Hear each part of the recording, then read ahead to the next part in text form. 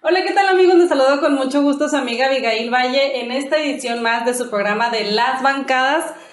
Los saludamos con mucho gusto. Recordarles que estamos sintonizando a través de radiocongreso.com, conexión 649, así como también a través de las diferentes redes sociales y en Radio Universidad. Lick, ¿cómo nos encontramos el día de hoy? Muy bien, Abigail, pues muchísimas gracias. Saludar a nuestro auditorio también como cada semana aquí en su programa Las Bancadas. Recuerde que prácticamente estamos ya, Abigail, en gran parte del territorio estatal. Poco a poco estas transmisiones, este programa institucional del Congreso del Estado va tomando más fuerza gracias a la presencia de los diputados, de las y los diputados de esta 67 legislatura. Y bueno, pues sin más preámbulo vamos a presentar a nuestro invitado del día de hoy, que tendremos dos entrevistas en esta emisión. Damos la bienvenida al diputado Francisco Sánchez Villegas, representante de Movimiento Ciudadano. Diputado, gracias una vez más. Es la tercera o cuarta, no me acuerdo, ocasión que nos acompaña aquí en Las Bancadas, lo cual valoramos profundamente. Muchas gracias, diputado. Bienvenido. Gracias, Abigail. Carlos, qué gusto saludarlos a través de sus cámaras y micrófonos. Saludar a la siempre inteligente audiencia de Las Bancadas. Gracias. Oiga, pues tenemos un par de temas, salvo los que ustedes deben comentar, por supuesto. El más calientito, el más preocupante, que esto ya se está convirtiendo en una crisis no solamente nacional, sino ya internacional. El tema de los migrantes, señalaba usted hace unos días en un comunicado de prensa, ¿no? Decía usted, si colapsa Juárez, colapsa Chihuahua. ¿Cuál es la visión que tiene Movimiento Ciudadano? ¿Qué está pasando en esta querida patria que se llama México con este gran problema que es el tema migrante? Mira, efectivamente, Ciudad Juárez está siendo azotada por una crisis humanitaria. Desde hace ya meses, incluso años, nosotros alertamos sobre esta situación. Dijimos que este ciclo migratorio, que está generado, también debemos decirlo, por sistemas autoritarios, por regímenes populistas, son personas que están huyendo realmente de dictaduras empobrecedoras y sangrientas, personas que están huyendo del régimen venezolano de Nicolás Maduro, del régimen cubano, de la dictadura cubana de Miguel Díaz-Canel, de países que realmente a través del populismo han generado un colapso. Nicaragua con Daniel Ortega, indudablemente. Y por esa razón hemos dicho que la política migratoria que ha definido el gobierno federal es la política migratoria de la muerte. Es la política migratoria en donde la vida no importa de las personas migrantes, pero tampoco les importa los efectos que esto genera en la vida cotidiana de los juarenses y de los chihuahuenses en su conjunto. Realmente el gobierno federal desprecia al norte, el gobierno de Morena odia a Chihuahua, nosotros lo hemos dicho con toda claridad, y por esa razón han tratado de tronar a Ciudad Juárez. Y si Ciudad Juárez colapsa, va a colapsar Chihuahua de manera completa. Realmente esta crisis humanitaria, esta crisis migratoria, no tiene precedentes, tiene ya efectos muy fuertes, no solamente en el día a día de los juarenses, no solamente en su impacto en la inseguridad, ahora también ya en los cruces internacionales, y un efecto multimillonario en lo que se ha generado al detener el cruce de mercancías, al agravarse las revisiones, al cerrar los cruces internacionales, al colapsar las líneas de producción. Y ante toda esta catástrofe, lo único que hemos recibido del gobierno federal es la indolencia, es el desprecio, es el olvido, es el abandono. Me parece que por esa razón necesitamos agotar todos los mecanismos. Yo estoy planteando la declaratoria de emergencia de una crisis humanitaria ya de manera formal, con la finalidad de que quiera o no el gobierno federal le entre a un tema que debemos decirlo, es competencia directa, primigenia del gobierno federal, el tema migratorio. Oye, hace un par de años, no sé, salvo que estamos en la fecha, hablaba el presidente López Obrador de abrir las puertas a los migrantes, de ofrecer este empleo en México, de darles las facilidades. E incluso el pasado 16 de septiembre, ¿no? El 15 de septiembre, en su grito de independencia dijo: vivan los migrantes. Pero luego vemos la ruta del tren, ¿no?, de la bestia circulando por todo el sureste y el norte de México, con decenas, cientos de migrantes, e incluso la semana pasada los bajaban de los vagones y a la buena de Dios, ahí en carretera pidiendo ride para llegar hasta Ciudad Juárez. Entonces, decía usted hace un segundo, es responsabilidad del gobierno federal. Entonces, si no puede el gobierno federal, ¿quién lo va a hacer? ¿Chapulín Colorado? ¿Quién tendrá que venir para para arreglar esto? Mira, lamentablemente hay una gran disonancia entre los dichos del gobierno federal y los hechos. Mientras por un lado dicen bienvenidos los hermanos migrantes, vitorean en el grito en torno a la población migrante, la realidad es que sobre sus hombros pesa la muerte de 40 personas migrantes que murieron calcinadas en verdaderos campos de concentración del Instituto Nacional de Migración. Y además, no solamente murieron, es un caso que continúa impune. No hay verdad, no hay justicia, no hay reparación integral para las víctimas y no solamente eso, los funcionarios responsables de esos actos continúan en sus encargos, son los responsables de la política migratoria. Por eso nosotros lo decimos con toda claridad, la política migratoria de Morena es la política de la muerte, es la política del desprecio por la vida, es la política del desprecio por la dignidad de la persona humana. Por esa razón, una cosa es el discurso político del presidente, pero en los hechos hay un desprecio mayúsculo a la población migrante y a la población juarense que está padeciendo los efectos de esta crisis humanitaria, y vemos cómo pues, las autoridades locales no tienen la capacidad de reaccionar. La autoridad local, particularmente de la frontera, su presidente municipal, pues pensando más en un proceso electoral, en un proceso ya político, que en resolver este tipo de problemáticas. Y el juarense de a pie, el juarense que madruga, el juarense que trabaja, está enfrentando verdaderos desafíos día con día. Nosotros lo decimos, si no actúan realmente, yo no sé si están esperando la muerte de 40 personas más. Diputado, usted mencionaba en la pasada sesión, solicitaba al gobierno federal declarar una emergencia humanitaria. ¿Qué conllevaría esto? Mira, la declaratoria de emergencia, lo primero es reconocer la magnitud del problema. A ver, si Ciudad Juárez está recibiendo a un número todavía incuantificable de personas, se estima que en el último mes más de 20,000 personas han llegado a la frontera, pero ni siquiera hay una cifra exacta. No saben quiénes son, no saben de dónde vienen, no se conoce su estatus migratorio. Estamos encontrando bebés abandonados en las calles, familias completas durmiendo debajo de puentes, familias que están batallando para comer, que tienen realmente la carencia más elemental. Si eso no es una emergencia humanitaria, yo no sé qué lo es. Y la Constitución establece en el artículo 29 un mecanismo cuando se enfrenta una situación de esta magnitud.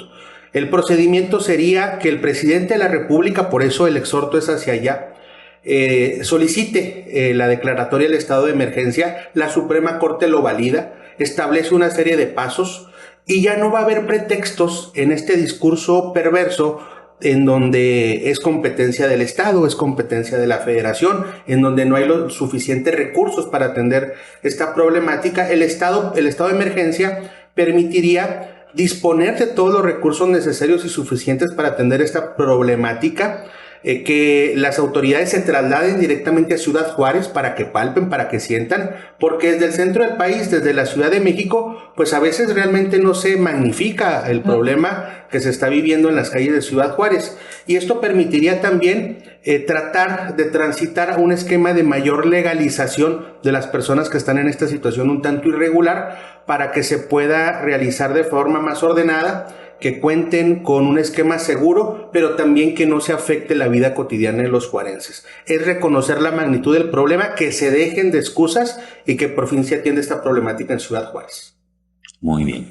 Otra cuestión sería pues cerrar la frontera sur del país, lo cual pues no está ocurriendo, es decir, no hay una presencia ni de la Guardia Nacional ni del Ejército, y quizás tampoco voluntad de esos gobiernos que están expulsando a sus ciudadanos, ¿no? Lo menos que quieren es regresarse a Venezuela, a Nicaragua, pero tampoco los gobiernos de esos países están haciendo su parte en este conflicto o en esta situación. Hubo fin de semana la reunión Puebla, ¿no? Del Grupo Puebla, que era reunión de líderes y ex líderes, ¿no? De gobiernos de izquierda, pero tampoco se tocó ese tema. Realmente ahí hay una gran simulación, porque por un lado se dice que se busca generar un país de libertades, pero vemos cómo se están aliando precisamente con esos regímenes totalitarios, con esos sistemas populistas. Yo veía, por ejemplo, una declaración en Twitter, X, hoy la red X, del presidente cubano Miguel Díaz-Canel, de este dictador, en donde lamentaba la muerte de sus connacionales en Chiapas, un accidente que... Es como 20 mujeres, ¿no? Exactamente. Su gran mayoría de mujeres. Lo que no dijo es que huían de su país, claro, huían de la dictadura, huían de un régimen que los ha condenado a la miseria, a la pobreza, a la sangre. Y por esa razón me parece que el presidente López Obrador ha decidido colocarse del lado incorrecto de la historia. Está del lado de los tiranos, está del lado de los dictadores, está del lado de estos sistemas totalitarios, y por eso no tienen reparo y fácilmente dicen vamos a recibir, pero no hay una política migratoria. Y por eso condenan a muchas familias completas a el abandono, a la separación, a que haya muchos niños y niñas no acompañados transitando por todo el país. Y realmente esta población migrante no enfrenta el desafío solamente del crimen organizado, del secuestro, de la extorsión, de incluso la muerte, el homicidio, sino también de las propias autoridades. Las autoridades del Instituto Nacional de Migración solicitando realmente cantidades de dinero estratosféricas, ya incluso incorporando a las plataformas de transporte en toda esta dinámica, y realmente el problema va acrecentándose. Se necesita una política robusta, una política inmediata, y no lo van a hacer porque desprecian a Chihuahua, porque desprecian al norte. Por eso la necesidad de la declaratoria del estado de emergencia para que no tengan optativa. Sobre ese tema, usted lo ha señalado también en tribuna, pero ya sobre el tema o sobre el asunto del presupuesto federal 2024. Usted ha sido muy puntual en tribuna en sus iniciativas, proponiendo algunas cuestiones como relacionadas con el impuesto, pero ¿cómo ve esto, diputado? ¿Cómo está viendo la propuesta, el panorama del presupuesto? Ya ahí a nivel... el Congreso de la Unión, pues ya están sesionando los diputados, los grupos parlamentarios, viendo este asunto. ¿Cuál es su perspectiva y qué es lo que se está proponiendo para paliar un poco lo que se vislumbra como un recorte todavía más doloroso para Chihuahua en materia de recursos federales? Mira, los chihuahuenses trabajamos, nos esforzamos, generamos.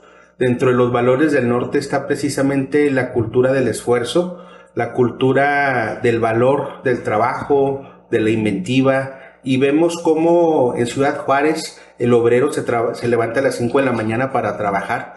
En Camargo los agricultores desde antes de que salga el sol ya están en labores de trabajo. En la capital las mujeres profesionistas, los hombres de trabajo diariamente se están esforzando por salir adelante. Y nuestro sistema fiscal es un sistema de incentivos perversos, porque está premiando a quien no genera, a quien no trabaja, a quien no contribuye. Y realmente los estados que trabajamos, que producimos, que estamos en esta cultura, estamos siendo castigados de manera recurrente. Por esa razón se debe replantear el modelo del federalismo fiscal. Por cada peso que los chihuahuenses generamos, nos regresan 20 centavos para el estado y para los 67 municipios. 20 centavos por cada peso y nos lo regresan a regañadientes. Por esa razón, el presupuesto debe dejar de ser un instrumento político.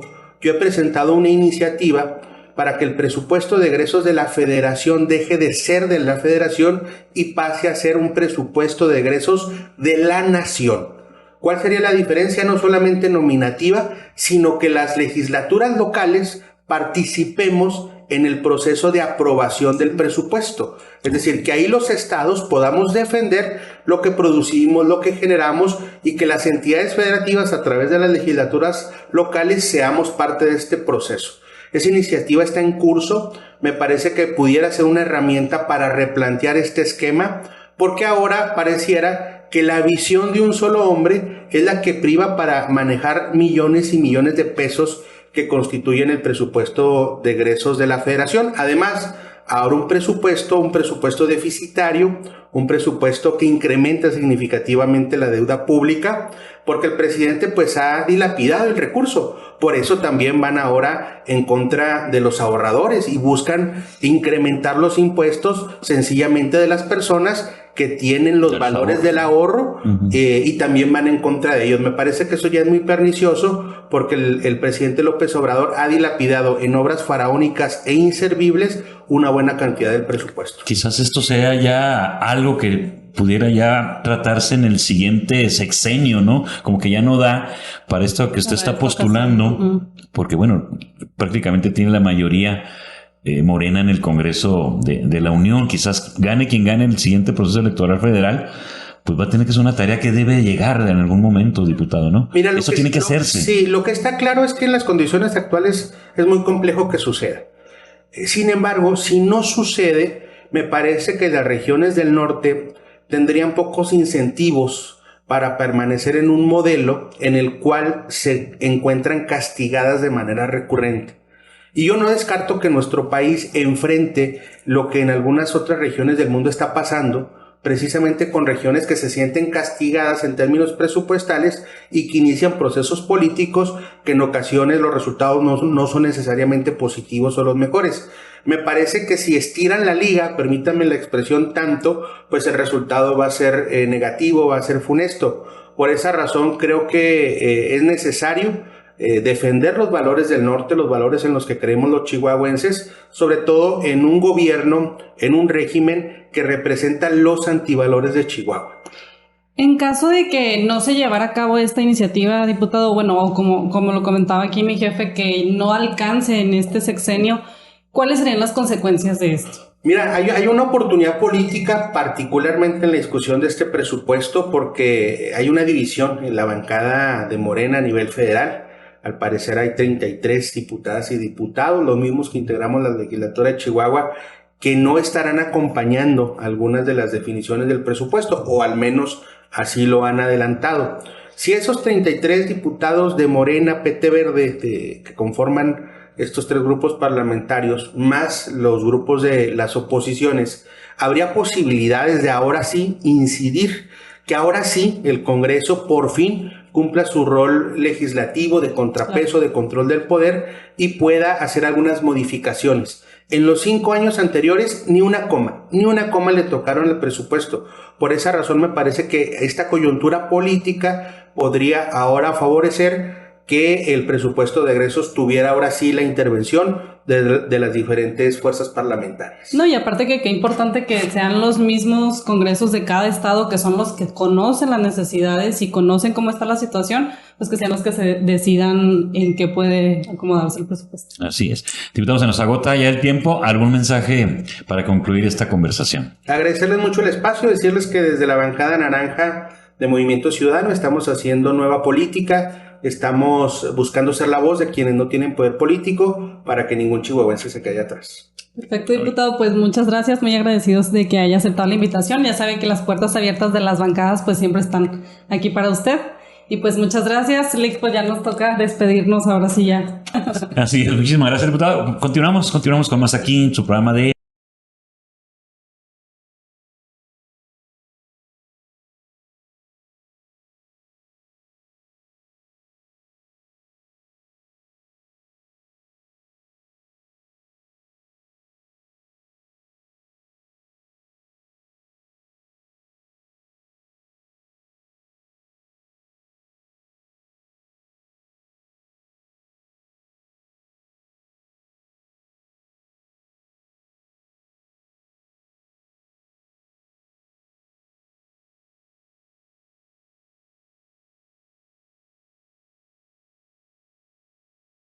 Bueno, pues bienvenidos a esta entrevista que tenemos el día de hoy aquí en Las Bancadas a un personaje que hace pues ya un año, no recuerdo la fecha, o estamos por cumplir un año de que estuvo aquí, precisamente en Las Bancadas, el maestro Enrique Sertuche Morales.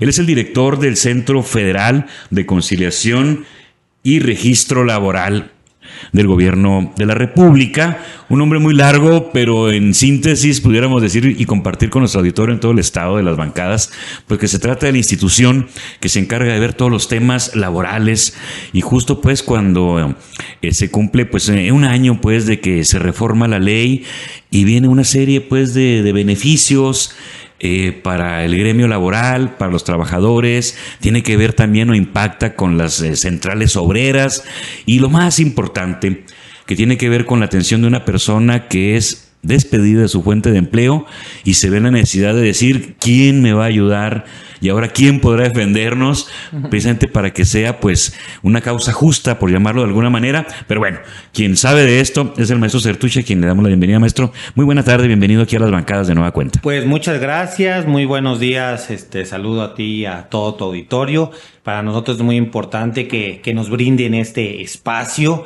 En primera instancia me gustaría comentar que estamos muy contentos de haber cumplido ya un año de labores. El pasado 3 de octubre del 2022 iniciamos labores aquí en el Estado Grande, en el estado de Chihuahua, como parte de la reforma laboral que se dio en el año 2017 constitucional y 2019 reglamentaria a nuestra Ley Federal del Trabajo. Entre ello se creó nuestra institución, que es el Centro Federal de Conciliación y Registro Laboral, que es la institución más importante a nivel individual en materia laboral. Vemos la conciliación individual, colectiva y registral.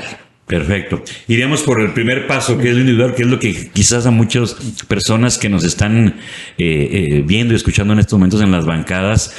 ¿Qué pasa cuando una persona es despedida con o sin razón? A lo mejor me estoy equivocando en los términos, pero ¿qué pasa? ¿Qué tiene que hacer esa persona que tiene años o meses en una fuente de empleo, sustento para su familia, y de pronto le dice a la empresa, estás fuera? ¿Por qué quebramos? ¿Por qué no sirves? Por las razones que sean. Sí, la institución a la cual representamos, que es el Centro Federal de Conciliación y Registro Laboral, se creó para ese fin tan importante: darle orientación, asesoría, certidumbre a toda la población, a todos los trabajadores aquí en el estado de Chihuahua.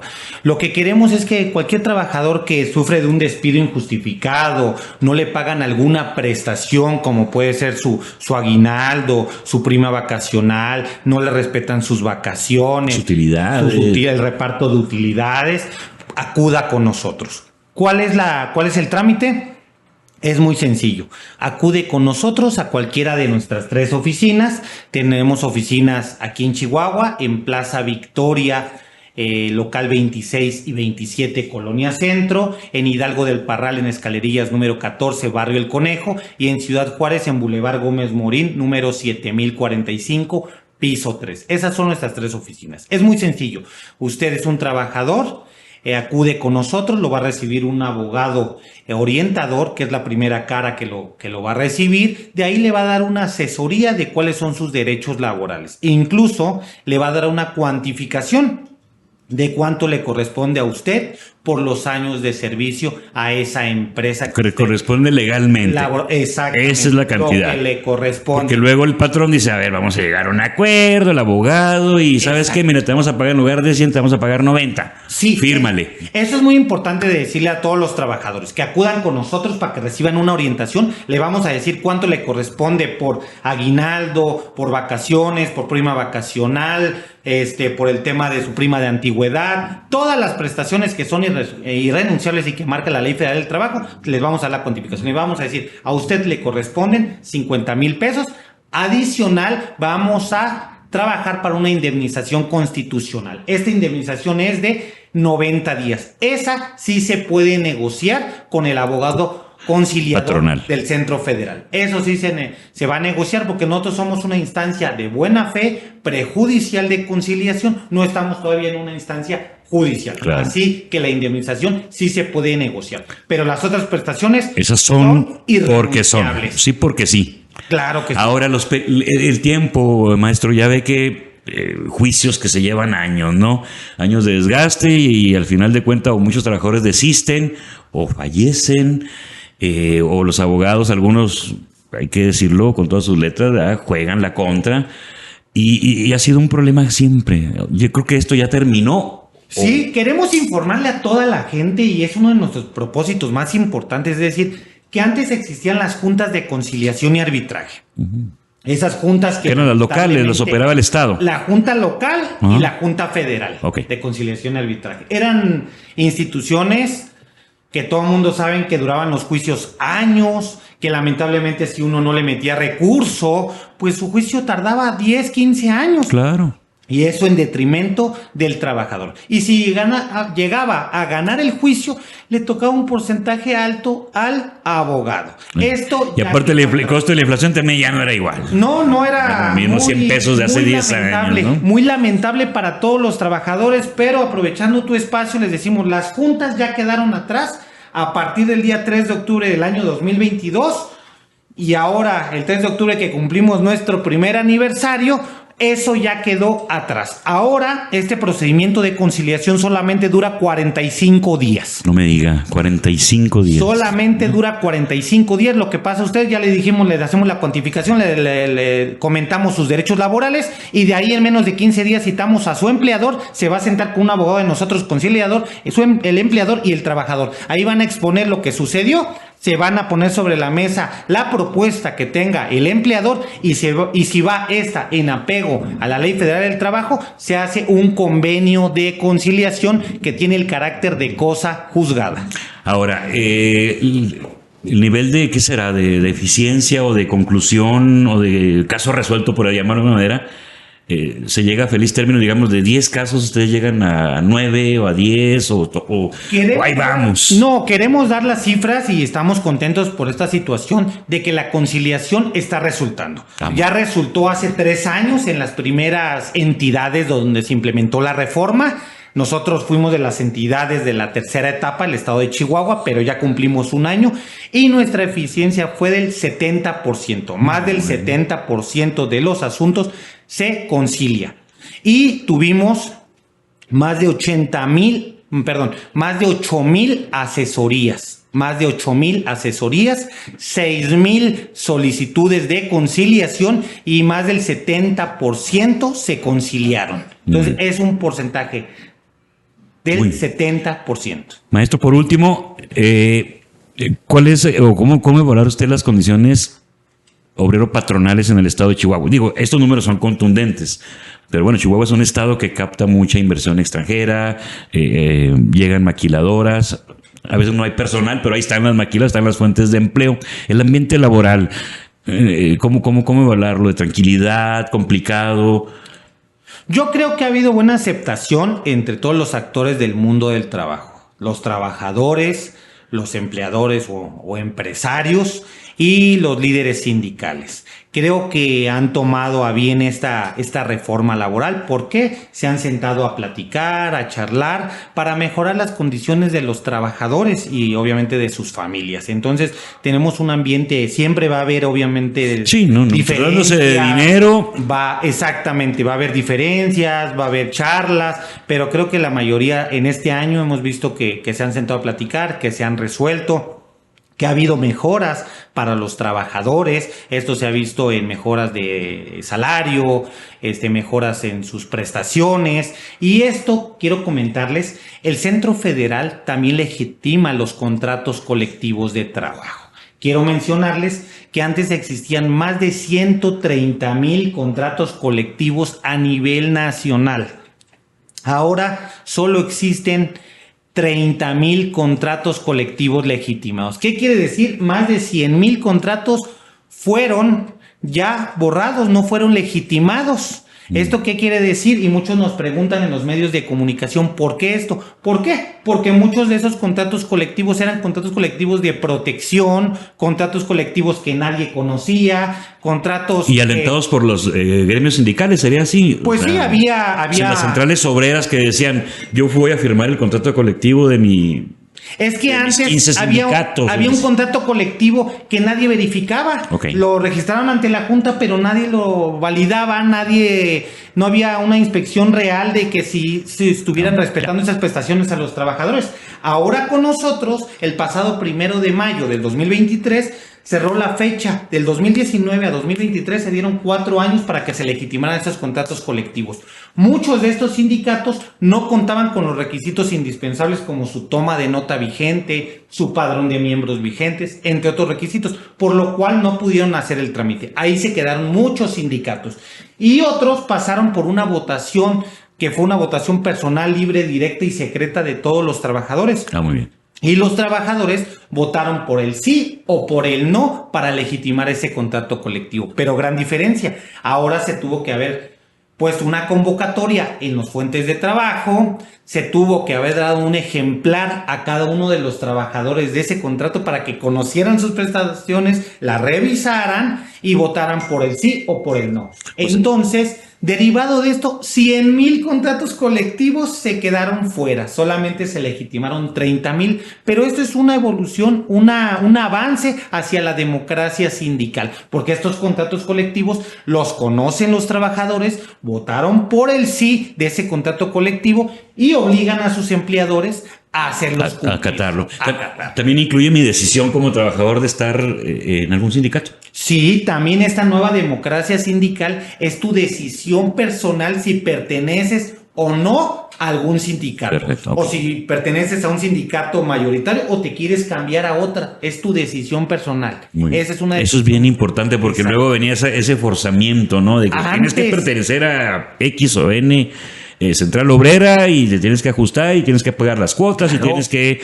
Vamos a hacer un paro de labores y lo vas a hacer porque lo tienes que hacer. Ahora ya no. Es decisión de cada uno de los trabajadores si pertenece o no a un sindicato. ¿Y qué pasó? La gran pregunta que nos hacen es, ¿qué pasó con estos 100,000 contratos colectivos que no se legitimaron, que pertenecen a cierto sindicato? Ese sindicato puede hacer un trámite que se llama constancia de representatividad. ¿Qué quiere decir eso? Muy bien. Va a poner a votación de nueva cuenta de los trabajadores si lo apoyan de nueva cuenta. Pero tiene que haber votaciones libres, directas y secretas, verificadas por el centro, supervisadas por el centro. Y si más del 30% de los trabajadores le dice al sindicato, sí te apoyo de nueva cuenta, tiene una vigencia de 6 meses ese trámite y puede buscar depositar un contrato colectivo inicial. O sea, iniciar otra vez de nuevo, otra vez. Sí, pero ahora tiene que tener el respaldo primero con una constancia de representatividad que voten más del 30% de los trabajadores porque te doy el apoyo. Y otra, hacer un contrato colectivo inicial, dárselos a conocer y que vuelvan a votar. Y con eso vuelve a tener todo el derecho el sindicato. Muy bien.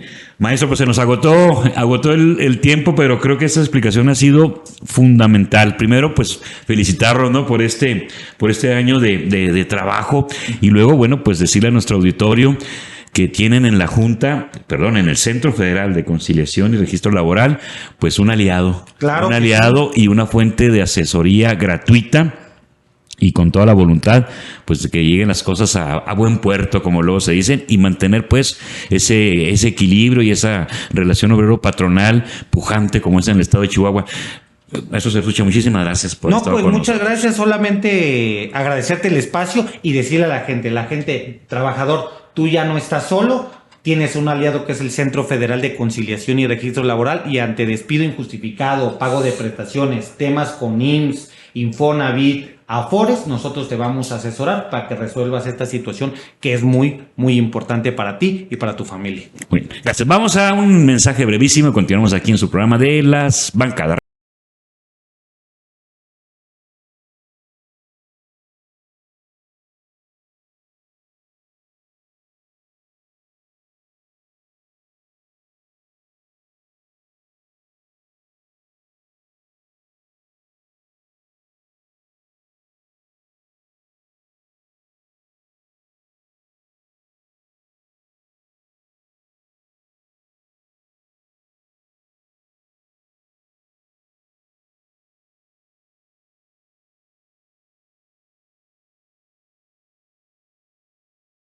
Y pues bueno, ya estamos de regreso aquí con el invitado de lujo que tenemos el día de hoy, el diputado Edgar Piñón del Grupo Parlamentario del PRI. Diputado, muchas gracias por aceptar la invitación.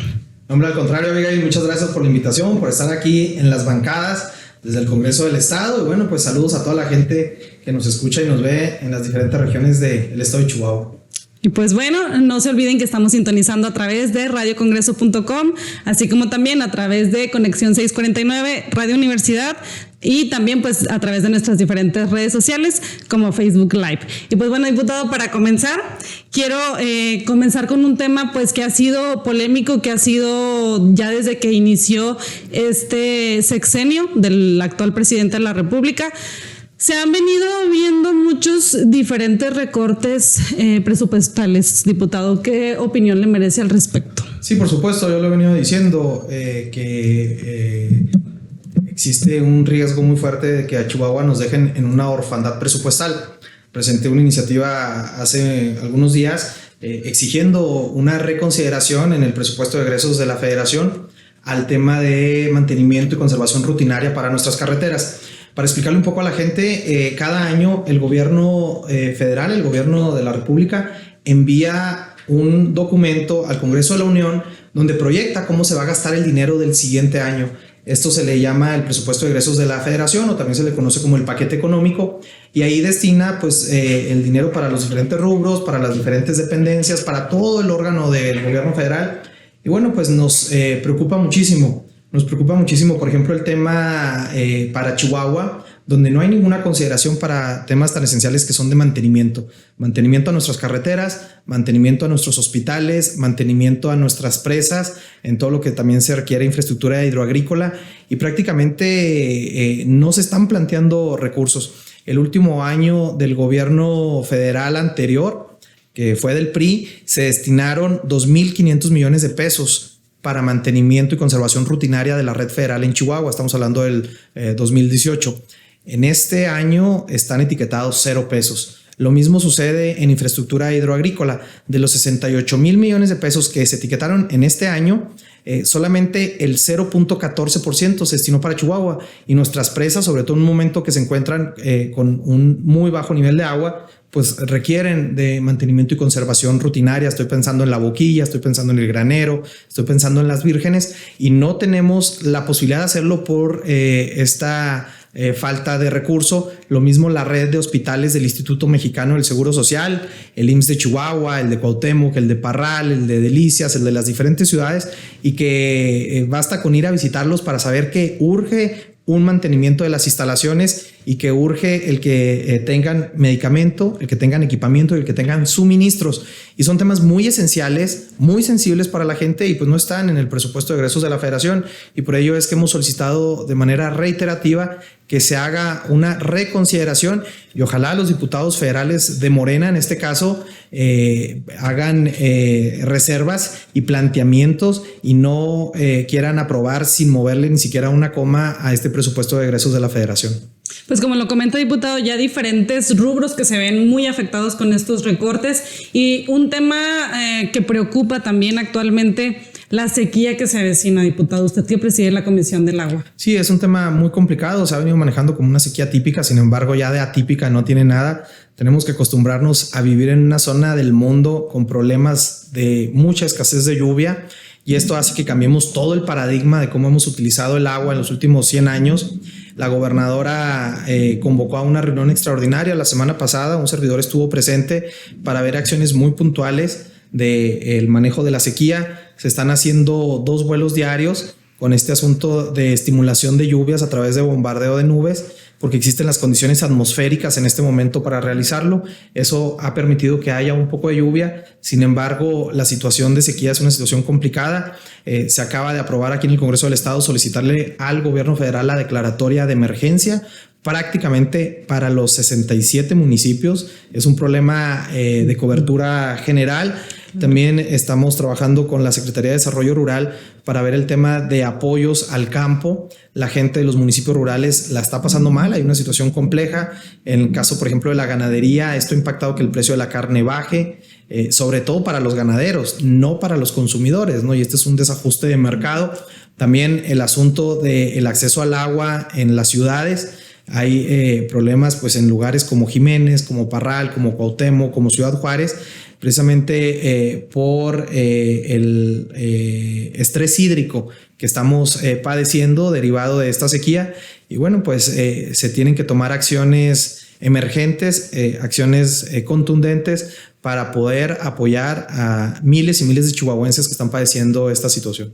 Dentro de la comisión, diputado, ¿cuáles son los temas de prioridad que están trabajando ahorita? ¿Qué acciones tienen programadas realizar para de cierta manera mitigar eso que se avecina? Son varios puntos, ¿no? El primero, obviamente, que desde el Congreso del Estado hemos estado muy cercano con las diferentes autoridades del gobierno estatal. Un servidor forma parte del Consejo de Administración de la Junta Central de Agua y Saneamiento, también formo parte del Consejo Estatal Hídrico, y en ambos foros he estado en comunicación con la gente de la Junta Central de Agua y Saneamiento, programando o gestionando proyectos, por ejemplo, de pozos, sobre todo para comunidades rurales, porque a veces son comunidades de 100, 200 personas, pero que no tienen la posibilidad de tener agua potable en sus hogares. Y bueno, pues agradezco a la Junta Central la posibilidad de estar haciendo estas gestiones en diversos municipios, también con desarrollo rural, de gobierno del estado, la entrega de apoyos al sector primario, a la gente del campo, el asunto que también es fundamental del mantenimiento y conservación de los caminos rurales, que se ha venido dando también con el apoyo de obras públicas de gobierno del estado. Son temas muy sensibles para la gente, porque si tú vives en una comunidad rural donde la sequía está siendo feroz, donde sembraste y no lograste cosechar nada, donde el ganado que tienes prácticamente lo tienes que vender porque si no se te va a morir, y todavía al transitar por un camino en mal estado, el no tener la posibilidad de que se te apoye con forraje o con semilla o con algunos insumos, pues es muy, muy complicado, ¿no? Entonces, yo agradezco, como ustedes saben, en el Congreso del Estado autorizamos en el presupuesto del año pasado un incremento récord a la Secretaría de Desarrollo Rural. Esto ha permitido que esta secretaría pueda operar para llevar apoyos a los diferentes municipios, a la gente del campo. Sin embargo, pues no ha sido suficiente dado el tema de la sequía, y pues pedimos al gobierno federal esa sensibilidad para que en la concurrencia que se haga de recursos, lo que aporte el gobierno del estado pueda ser empatado por gobierno federal y que pueda haber una bolsa más grande para apoyar a la gente del campo. Híjole, qué difícil. Una cosa lleva a la otra, como lo comenta, de que siembran, no pueden cosecharlo, luego los caminos, el que comen las familias. No, pues definitivamente estamos en una crisis, diputado. Bueno, también aunado a lo que ya estábamos comentando sobre los recortes federales, usted ha realizado diferentes gestiones para mejorar las carreteras, que por cierto están en pésimas condiciones. Sí, hombre, fíjate, la red carretera federal del estado de Chihuahua es una de las más grandes del país, y pues no es para menos, representamos más del 12% del territorio nacional. Año con año siempre la Secretaría de Comunicaciones y Transportes ha venido manejando un fondo para mantenimiento y conservación. Sin embargo, cuando no hay los recursos necesarios, pues hay que hacer, como se dice coloquialmente, de tripas corazón, y ese recurso lo tienen que ampliar lo más que se pueda. Y esto conlleva a que se tienen que hacer conservaciones en los tramos federales de Chihuahua a Juárez, en la vía corta de Chihuahua a Parral, en la carretera que comunica Parral con Guadalupe y Calvo, en algunos tramos de la carretera Chihuahua a Torreón, en toda la parte federal y otros tramos de la región serrana. Entonces, al no haber esos recursos, pues obviamente que las carreteras empiezan a tener un desgaste natural. Chihuahua, por su ubicación geográfica, pues es uno de los estados con más tráfico en sus carreteras, porque estamos en los ejes intermodales que nos conectan con Estados Unidos. Claro. Para llegar a la frontera, como es Ciudad Juárez, o para llegar al corredor Monterrey-Tijuana, toda esa carga pesada trafica y pasa por las carreteras de Chihuahua, y eso hace que haya una afectación. Un tráiler con 30 toneladas pues te desgasta lo mismo que 100 vehículos normales. Claro. en un solo viaje. Entonces se requiere y se precisa de mantenimiento y se requiere de recursos. He estado yo en reiteradas ocasiones con el director de la Secretaría de Comunicaciones y Transportes haciendo esta petición, y bueno, volvemos a pedir sensibilidad y corresponsabilidad al gobierno federal para que atienda las carreteras de Chihuahua, porque realmente las necesitamos, lo requerimos los chihuahuenses para poder viajar por todo tipo de cuestiones. A la capital del estado hay que acudir para hacer trámites de gobierno, para cuestiones médicas, para cuestiones escolares, muchísimos estudiantes que vienen de otros municipios, por cuestiones de trabajo, y obviamente que necesitamos carreteras seguras y en buenas condiciones. Claro, por supuesto, diputado. Pues bueno, y en otro tema también interesante, el tema de la salud. Usted ha presentado algunas iniciativas, en este caso pues la iniciativa que presentó sobre el tratamiento de las cataratas y glaucoma para que se incluya al cuadro básico de salud. Es un tema muy sensible, porque me he encontrado yo, y sobre todo en el distrito al que yo pertenezco, que es el distrito 21, hay muchas comunidades rurales donde me he encontrado con gente que tiene este padecimiento, que tienen cataratas, es gente ya de edad, Desafortunadamente en el Instituto Mexicano del Seguro Social se rezagó la atención y ahora tienen que esperar hasta un año para una intervención, para una operación. Entonces, cuando pasa este año, pues hay personas que inclusive ya perdieron casi la totalidad de la vista. Es un padecimiento que se tiene que atacar de manera oportuna y rápida. Y bueno, lo que yo he presentado es una modificación a la Ley Estatal de Salud para que las cataratas se incorporen al cuadro básico y puedan ser atendidas en el sistema estatal de salud y detectar sobre todo todos estos casos tan sensibles de adultos mayores y de niños que tienen este padecimiento y que no puedan quedar o que no queden en el desamparo total, como está sucediendo en algunos casos en este momento. Y bueno, pues es algo que se ha ido a comisiones y esperemos que salga adelante. Diputado, ahorita que lo comenta que pues ha estado en cercanía con estas personas que lo padecen, ¿es grande el número de personas que lo padecen? Bueno, porque en comparación a otras enfermedades pudiera ser un porcentaje tan alto, pero sí es un padecimiento que se ha ido incrementando y que sobre todo personas mayores a los 65 años lo están padeciendo, pero también empezamos a ver muchos temas de glaucoma y de cataratas en niños. En jóvenes, y que bueno, pues es toda una vida por delante y que puedan tener esa condición visual, pues es muy muy lamentable, muy complicado y obviamente que requiere de esa atención inmediata. He estado acercándome con organismos de la sociedad civil. Uno de estos casos son los Rotarios, a quienes de verdad felicito por el trabajo que hacen, porque han estado operando a personas con este padecimiento a través del voluntariado. Y bueno, pues la intención es sumar fuerzas para que se pueda atender y se pueda llevar a cabo un mejor servicio a la ciudadanía en este padecimiento visual.